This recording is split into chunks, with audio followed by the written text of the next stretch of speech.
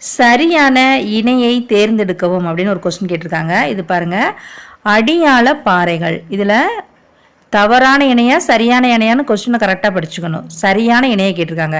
அடியாள பாறைகள் அப்படின்னு கொடுத்து அதுக்கு டோலமைட்டுன்னு கொடுத்துருக்காங்க. இது வந்து அடியாள பாறைகளுக்கு இது வந்து சரியான இணை கிடையாது. இதுக்கு எது வரும் அப்படின்னா டயரைட் வரும். சரியா? அப்போ இது வந்து சரியான இணை கிடையாது.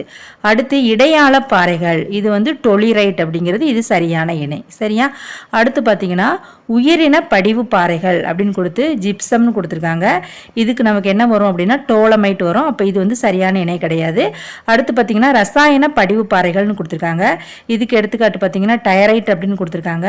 ஆனால் இதுக்கு வந்து என்ன வரும் அப்படின்னா ஜிப்சம் வரும். அப்போ இதில் சரியான இணை எது? ஆப்ஷன் 2 இதுதான் கரெக்ட் ஆன்சர். அடுத்த கொஸ்டின் பார்க்கலாம். கீழ்கண்டவற்றில் எது சம அளவு சூரிய வெளிச்சம் உள்ள இடங்களை இணைக்கும் கோடு ஆகும்னு கேட்டிருக்காங்க. இதில் 4 கொடுத்துருக்காங்க. சரியா? அந்த 4 ஒன்று என்னன்னு பார்ப்போம். இப்போ ஐசோக்ரைம் அப்படிங்கிறது நமக்கு என்னன்னா சராசரி சம வெப்பநிலை கோடை தான் ஐசோக்ரைம்னு சொல்லுவோம். அடுத்து பார்த்தீங்கன்னா ஐசல்லோ பார் அப்படின்னா சம காற்றழுத்த மாறுபாட்டு கோடை சொல்லுவோம். ஐசோதெர்ம் அப்படிங்கிறது சம வெப்ப கோடு. இந்த ஐசோகல் அப்படிங்கிறதா சம அளவு சூரிய வெளிச்சம் உள்ள இடங்களை இணைக்கும் கோடு.